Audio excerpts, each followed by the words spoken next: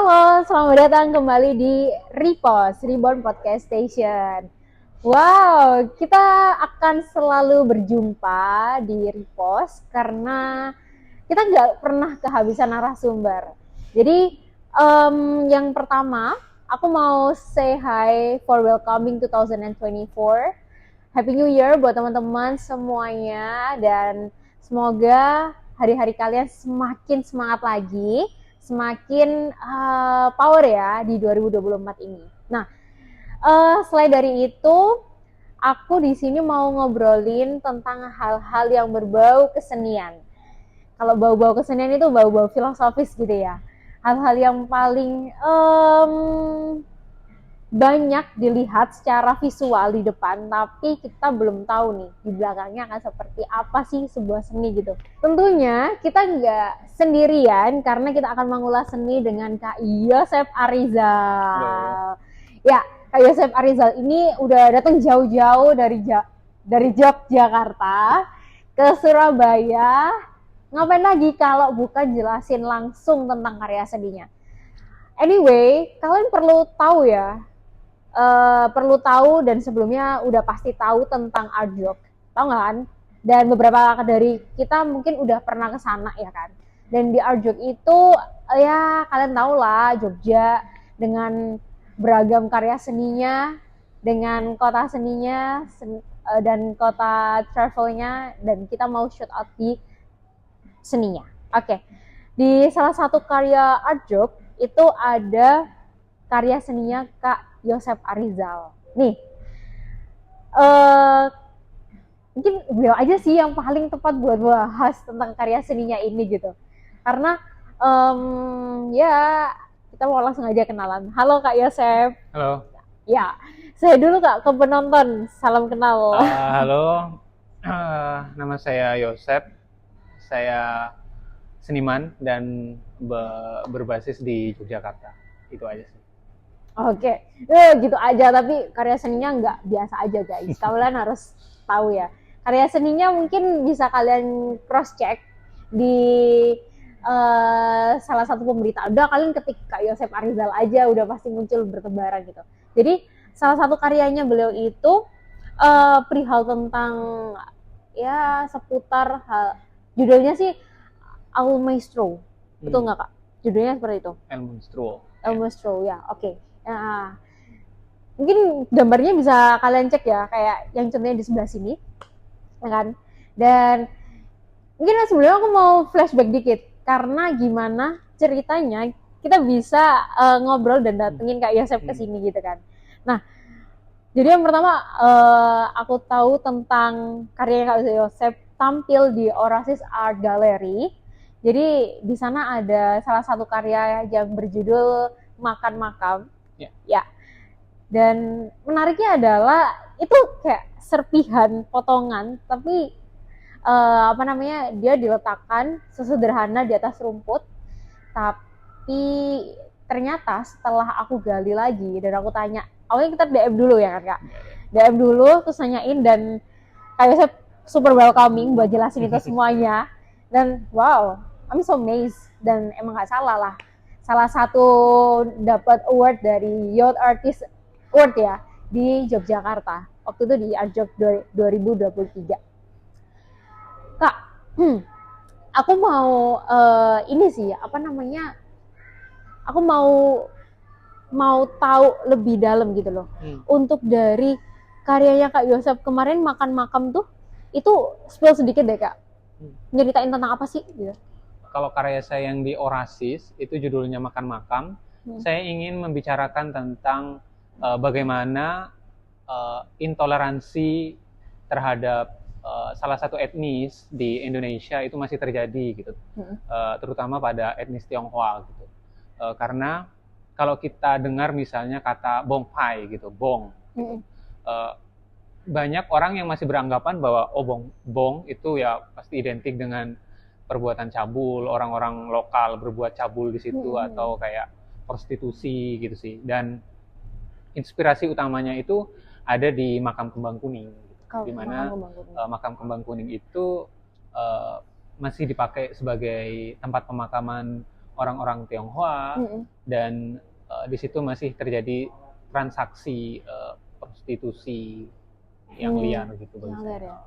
Yang seharusnya makam dari umat siapapun itu selayaknya tidak harus diperlakukan buruk gitu loh, Mas. Ya, Ya ya. kan? Karena kalau kita sebagai orang Indonesia, kalau kita bicara intoleransi itu berarti kan ada yang dilecehkan dan ada yang pelaku gitu. Nah, seperti yang kita tahu kan pelakunya ini pasti pribumi gitu, dan pribumi kebanyakan ya kita harus jujur aja gitu, kita Muslim gitu. Yep. Nah, di Muslim, di Islam itu kita punya adab bagaimana kita harus beradab ketika mengunjungi sebuah makam. Misalnya kita harus menyebut salam, kita harus menghargai, kita tidak boleh berlaku sembarangan di situ. Dan di kitab-kitab suci itu tidak ada spesifikasi itu untuk makam siapa gitu. Itu adalah masih dalam kurun yang general gitu. Yang penting makam kita ya harus beradab gitu sih. Oh, I see. Kayak gitu, guys. Gitu. Dan menariknya di situ adalah ini ya.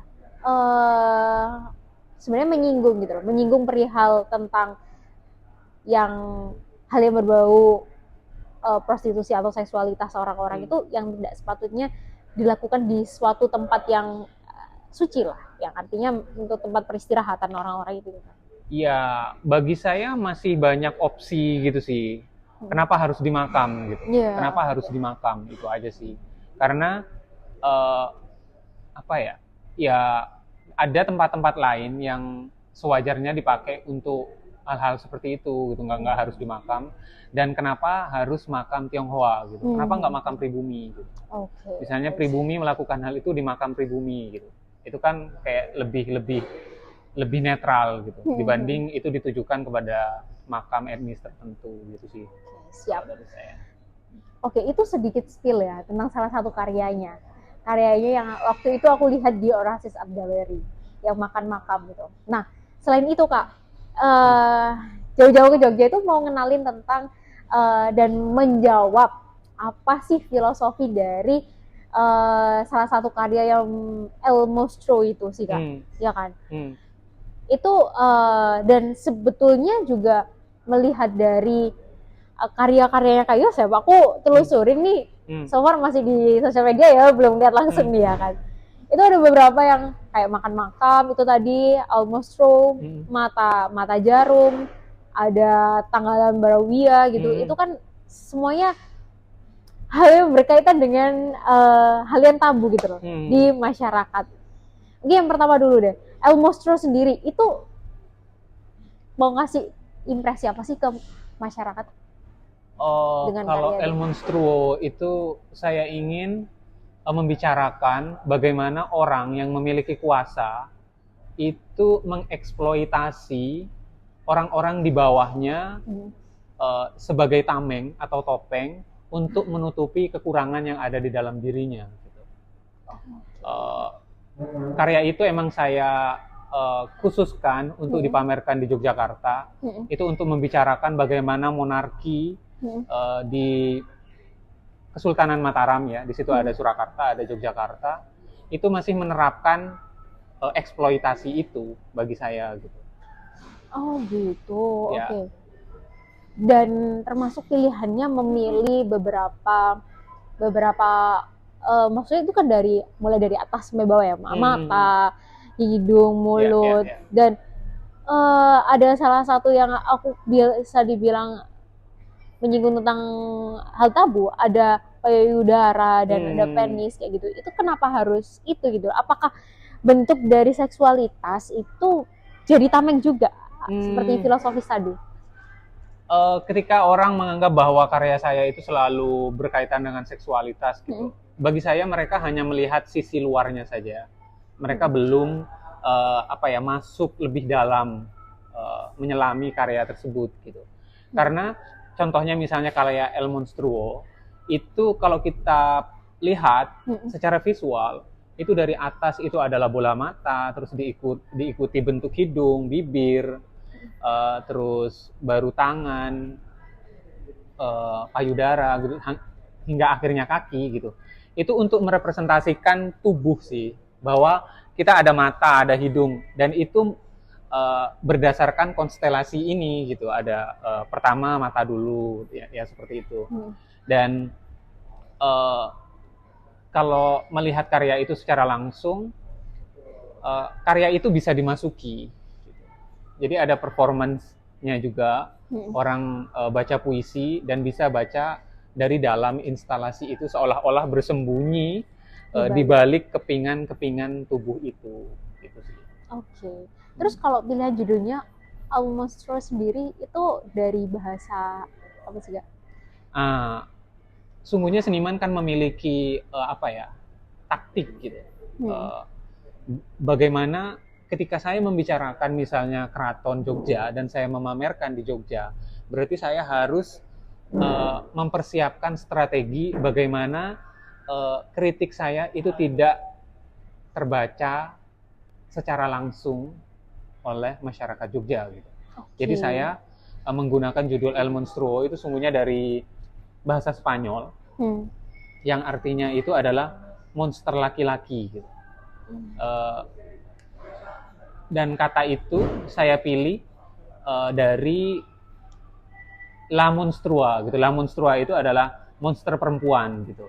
Yang mana kata La Monstrua itu diberikan kepada seseorang yang menjadi koleksi kerajaan Spanyol pada waktu itu kira-kira abad 17 dalam pemerintahan Raja Carlos II gitu. Di mana Raja Carlos ini dan kebanyakan negara-negara Eropa pada waktu itu memiliki koleksi manusia, yang mana manusia ini dia secara fisik itu tidak sempurna. Ada yang cebol, ada yang bungkuk, terus ada kulit hitam, terus nah La Monstrua ini atau monster perempuan ini diberikan kepada seorang perempuan yang bernama Eugenia Martinez. Dia dikoleksi oleh Raja Carlos karena dia memiliki permasalahan fisik yaitu obesitas. Nah, ketika obesitas pada waktu sekarang itu disebabkan oleh pola makan kita yang tidak baik, tapi Eugenia Martinez ini menderita obesitas karena kelainan genetik. Jadi tubuhnya sangat besar dibanding manusia normal pada waktu itu gitu. Nah, yang memilukan dari Eugenia ini adalah dia dieksploitasi oleh perempuan-perempuan di dalam istana, terutama selir, permaisuri, dan kerabat-kerabat raja gitu. Mereka mengeksploitasi Eugenia ini dengan melukiskan Eugenia bersandingan dengan mereka, hanya untuk menunjukkan betapa sempurnanya tubuh perempuan-perempuan istana itu dibandingkan Eugenia ini yang tubuhnya begitu besar gitu. Aku pikir itu adalah semacam bullying ya. Dan kita bisa bayangkan bagaimana kalau kita ada di posisi Eugenia. Itu pasti kita kayak terhina sekali, tapi karena kita tidak punya kuasa, kita tidak bisa menolak itu. Dan itu juga terjadi di monarki-monarki yang ada di Jawa gitu. Ketika Eropa sudah menghentikan itu dan menganggap itu sebagai hal yang tidak manusiawi, ternyata kebudayaan kita masih punya nih gitu. Tradisi mengeksploitasi orang ini gitu. Salah satunya misalnya ketika seorang raja Jawa, baik Jogja maupun Surakarta gitu, dia mau naik tahta, seorang pangeran ini, pangeran ini akan berjalan dengan diiringi oleh orang-orang cebol dan orang-orang cacat lainnya. Itu karena orang Jawa itu kan punya strategi untuk menutup-nutupi sesuatu, bahwa hal yang jahat akan mereka tutupi sedemikian rupa itu nampak tidak jahat gitu. Mereka yakin dan berusaha meyakinkan masyarakat bahwa orang-orang yang memiliki tubuh cebol atau cacat, pincang, bungkuk, albino dan segala macam itu memiliki kekuatan magis yang bisa memberi kekuatan kepada sang raja. Tapi apakah benar? Tidak. Kekuatan yang dimaksud adalah visual effect atau efek visual gitu. Ketika saya misalnya seorang putra mahkota, Hmm. ya semua orang tahu bahwa saya hanya biasa-biasa saja, nggak cakep, nggak tinggi, pas-pasan gitu. Tapi ketika saya disandingkan dengan orang cebol, ketika saya disandingkan dengan orang bungkuk, saya akan nampak jauh lebih sempurna. Itulah yang disebut memberikan energi itu bagi saya. Oke. Dan itu adalah eksploitasi, karena nggak ada orang yang mau dipamerkan sedemikian rupa, menunjukkan ketidaksempurnaannya hanya untuk membuat orang yang biasa-biasa itu nampak sempurna. Itu sih bagi Oke. saya. Itu lebih ke permainan psikologis ya, yang artinya ketika ada suatu hal yang biasa kemudian dibandingkan dengan hal yang underrated lah, Ya, ya. itu akan menjadikan hal biasa itu yang menjadi paling super power. Oh, seperti itu ya. Mungkin kalau kita di sekarang kita udah tahu tentang hal yang sisi psikologisnya seperti itu. Tapi kalau di zaman dulu ya mereka akan termakan lah dengan Ya, cara-cara yang seperti itu ya. Ya. Oke. Karena menurut saya itu prakteknya bukan hanya ada di, misalnya hanya ada di dalam istana gitu, tapi misalnya bullying itu kan sekarang ya marak gitu. Yep. Emang orang yang melakukan bully, apakah dia sempurna? Tidak. Dia adalah orang yang sungguhnya memiliki ketidaksempurnaan, yang berusaha menutupi itu dengan mengekspos ketidaksempurnaan orang lain. Itu sih bagi saya. Wow. Cool. Sedalam itu loh ya guys ya. Gak salah emang kalau menang di art job ya. Oke.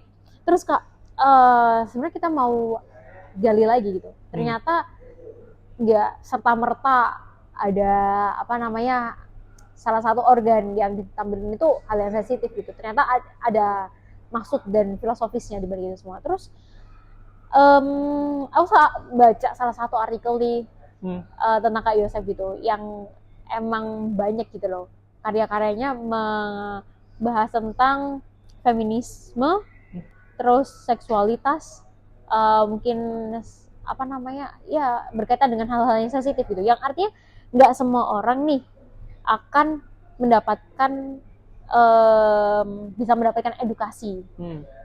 Mungkin mereka datang nih ke pameran seni dan ngelihatnya, oh oke, I see, mungkin ini mau nunjukin ini, maksudnya hal itu tuh kan menyindir kan niatnya, tapi kenapa sih milih objek itu gitu?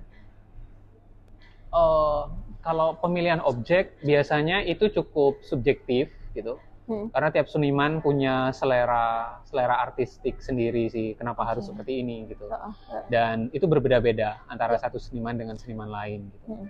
Saya misalnya memilih objek, kenapa sih harus bagian tubuh gitu? Karena menurut saya bagaimana saya membicarakan strategi bersembunyi di balik ketidaksempurnaan tubuh orang lain itu bisa dibicarakan melalui karya gitu. Makanya saya coba bagaimana sih aku bisa membuat orang yang seolah-olah bersembunyi di dalam potongan-potongan tubuh orang lain gitu. Dan kalau kita lihat secara utuh di situ juga ada performance gitu, pembacaan puisi, dan ya kita bisa tahu dari misalnya dari lirik-lirik puisinya, oh ini membicarakan tentang ini. Oh, I see. Gitu. Jadi kalau ngelihat sini harus secara keseluruhan ya, termasuk ngikutin waktu pembacaan puisinya. Ya, harus gitu. Itu sama kayak misalnya kamu nonton Game of Thrones, tapi cuma nonton di episode 30 gitu, dengan melewatkan episode 1 sampai 29 gitu. Iya. Itu pasti ada yang miss sih. Iya, harus. Kalau melihat sedikit nggak boleh lihat tanggung-tanggung sih, harus semuanya gitu. Yeah. Oke Kak, mulai sejak kapan sih Kak buat berseni dan mulai tertarik gitu loh di objek bagian seksualitas dan kayak gitu tuh? Kalau berseni itu pasti udah mulai dari kecil ya. Okay. Karena pasti semua orang, saya pikir dia punya ketertarikan, bukan ketertarikan pada seni, cuman bagaimana seni ini bisa menjadi bagian dari dia tumbuh gitu. Dia mencoret-coret tembok, gitu. Dia menyusun-nyusun apa. Itu menurut saya adalah embrio-embrio dari proses kreatif berkesenian ini gitu. Oke. Dan kalau Mbak Agustin tadi nyinggung sejak kapan sih Mas gitu tertarik sama bagian-bagian seksualitas gitu. Menurut saya pemilihan terhadap misalnya Objek. organ-organ seksual gitu, itu hanyalah bahasa sih. Saya bisa aja besok udah nggak buat lagi organ-organ seksual itu kalau tema yang saya bahas itu bukan tentang eksploitasi tubuh misalnya, seperti makan makam. Itu kan nggak benar-benar nggak ada Nggak benar-benar yang bagian-bagian bagian objek seksualitas ya. itu gitu. Oke. Tapi karena aku mikirnya, kenapa topiknya harus tentang makan makam itu menyinggung makam Kembang Kuning gitu kan. Jadi aku kepikiran, kenapa, maksudnya point of view-nya adalah selalu mengarah ingin show up atau speak up ya tentang feminism dan sebagainya gitu.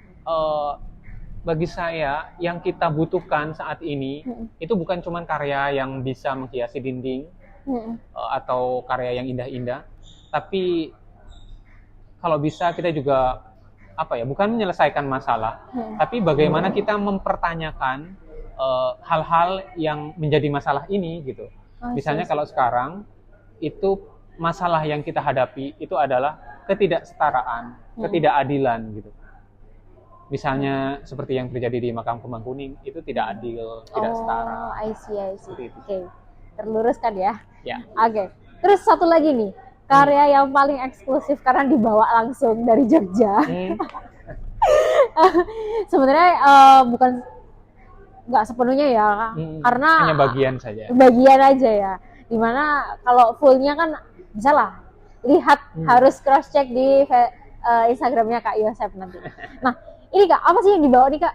Nah, ini sungguhnya bagian dari karya saya yang berjudul Mata-Mata Jarum. Mata-Mata Ketika Jarum. itu dipamerkan di Cemeti Institute oleh kolektif kami yang bernama Mama Lungsa gitu.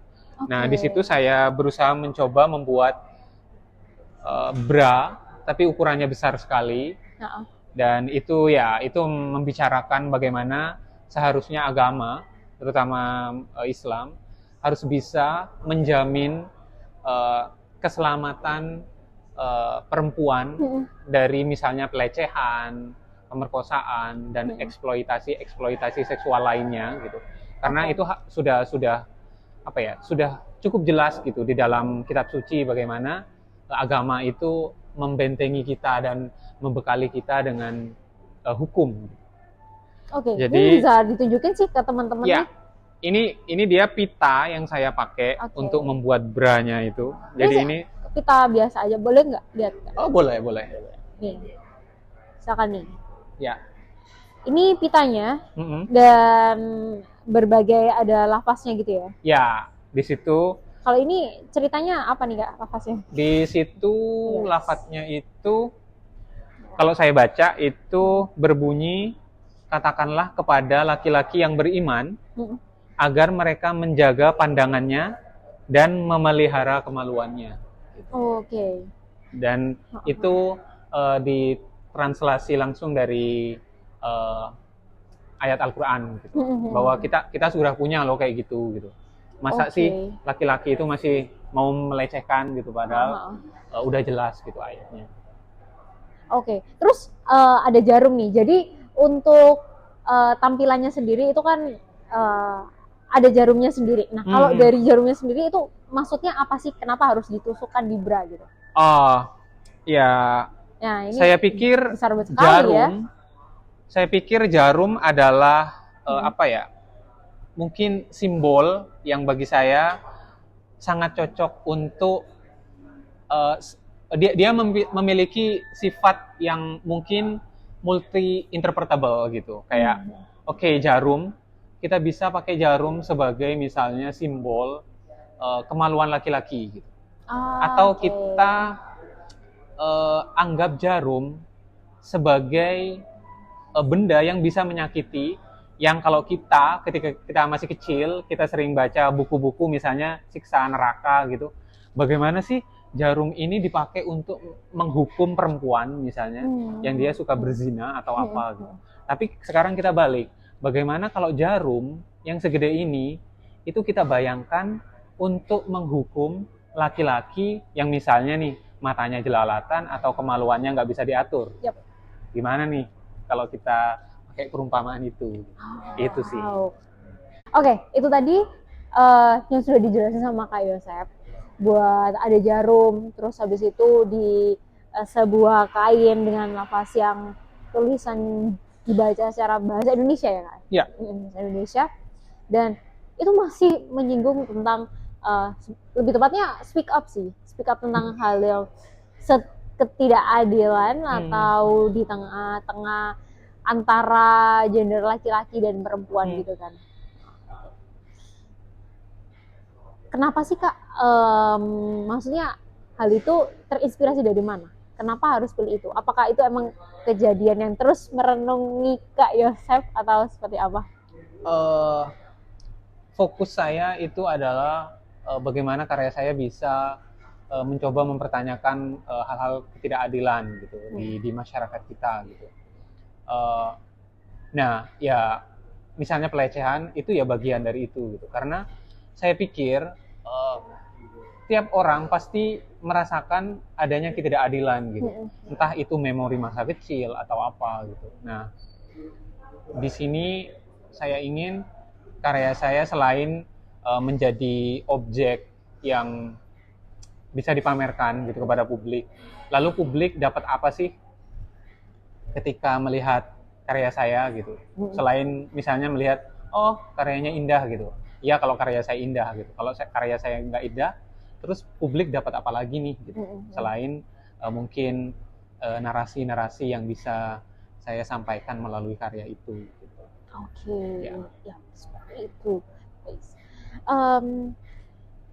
Terus nih Kak, aku masih penasaran dengan bagaimana. Oke, jadi aku masih penasaran sih Kak dengan bagaimana sebuah seni itu kan sifatnya subjektif gitu loh, diterima oleh siapapun sesuai dengan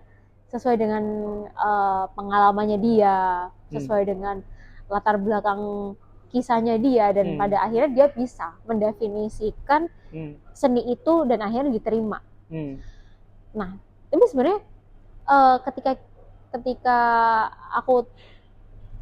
aku lihat dengan karya yang Kak Yosep di Arjo gitu, itu kan mendapatkan achievement di Young Artist Award, dan beberapa di karya lain juga sering kali dapat award juga gitu loh. Nah, sebenarnya untuk bisa dikatakan dapat penilaian award itu, penilaiannya, indikatornya itu seperti apa sih Kak kira-kira ya? Karena kepo sih. Ini sih menurut saya itu pertanyaan yang mungkin nggak bisa saya jawab karena saya mungkin dapat penghargaan itu gitu. Tapi kan yang menentukan saya berhak untuk mendapatkan penghargaan itu bukan saya. Gitu. Nah, itu lebih ke ya dewan juri ya mungkin yang bisa menjawab gitu. Tapi bagi saya mungkin ya bagi seniman-seniman lain juga gitu. Membuat karya itu kita bukan untuk dapat award itulah gitu.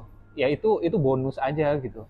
Yang penting karya kita bagus, terus karya kita disukai oleh publik gitu. Dan ya, pesannya udah, bisa tersampaikan ya. Ya, Pesannya tersampaikan gitu udah cukup.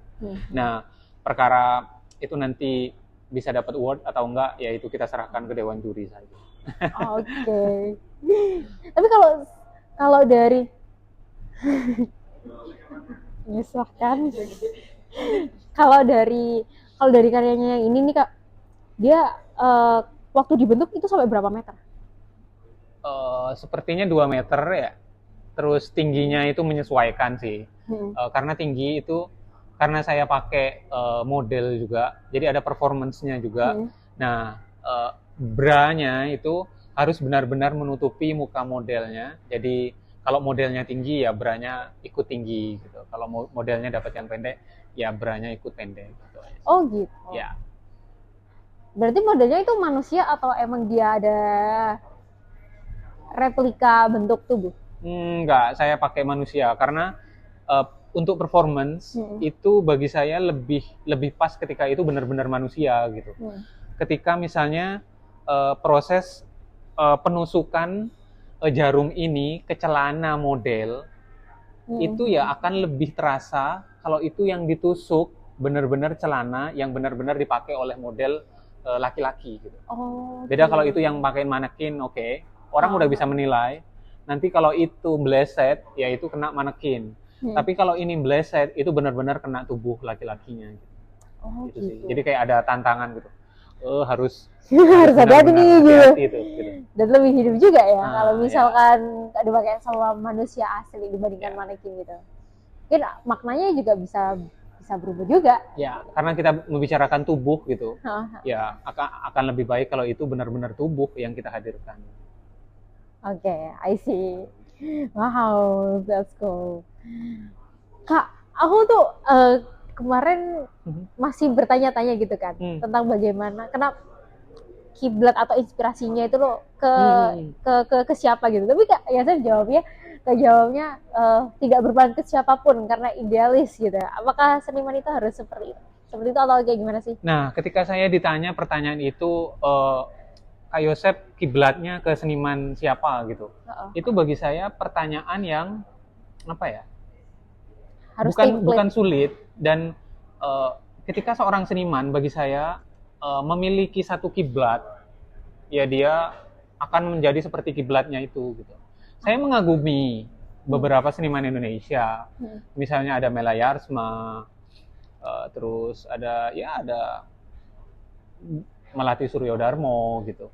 Tapi saya tidak serta-merta menjadikan Mela Yarsma atau Melati Suryodarmo atau siapa itu untuk benar-benar menjadi satu-satunya kiblat saya gitu. Saya nggak ingin itu. Saya ingin ya lebih bebas aja gitu. Mungkin saya besok buat ini, besok buat itu gitu. Karena kalau punya kiblat kan misalnya kiblatnya apa gitu, jarum. Dia akan membuat jarum dari sekarang sampai seumur hidup gitu. Kalau saya enggak, kalau besok saya membicarakan misalnya sendok, oh ya mungkin besok saya akan membuat sendok gitu. Jadi nggak ada benar-benar kiblat paten. Yang artinya kalau secara yang saya garis bawahi, kalau punya kiblat yang artinya itu akan jadi template itu dan akhirnya terus nge-following. Ya. Bagi saya kalau kita misalnya menjadikan seseorang itu sebagai kiblat kita atau praktek kesenian seseorang menjadi kiblat kita tidak akan pernah lebih maju daripada orang yang menjadi kiblat kita itu. Karena kan itu sistemnya kayak mengikuti ya. Jadi kita tidak akan pernah lebih di depan daripada orang yang kita ikuti. Oke, sih. Ya filosofinya kita ekor lah gitu. Ekor nggak akan pernah di depan. Itu sih. Ya. Malah membatasi kreativitasnya nggak nggak jadi berkarya, mengimitasi karya jadinya. Oke. Wow, seru sekali, dalam sekali juga ternyata dibalik karya-karya itu. Jadi buat teman-teman yang waktu itu ke Art Jog dan ngelihat karyanya Kak Yosef dan penasaran dengan maksudnya, kalian harus ya nonton ini gitu. Tapi kalau karyanya sendiri sekarang udah di mana Kak? Kalau karyanya sekarang udah diakuisisi salah seorang ya penikmat seni dari Australia gitu. Jadi kan sebelumnya Mbak Agustin minta Kak itu bisa nggak dibawa salah satu gitu. Nah kebetulan nggak bisa karena udah punyanya orang. Iya. Gitu sih. Oh gitu. Oke. Wow. Sekarang udah terbang ke Aussie karyanya. Gila. Oke. Thank you banget ya Kak udah mampir dan jelasin panjang kali lebar tentang karya-karyanya sampai dibawain dari Jogja juga. Thank you banget. Siap. Makasih udah mampir ya Kak Yosef. Sama-sama. Ya, oke. Mungkin itu ya teman-teman. Jadi untuk melihat sebuah karya itu emang perlu harus keseluruhan dan mendalam, intens ya. Bisa dibilang itu bisa dapetin feel-nya, bisa dapetin maksud dan pesannya itu. Sekalipun seorang seniman itu ingin memiliki pesan, tapi seorang pengamat juga memiliki ruang untuk bisa memaknai karya tersebut. Terima kasih buat teman-teman sekalian sudah menyaksikan episode Repost kali ini. Thank you banget dan sampai jumpa di episode berikutnya. Bye!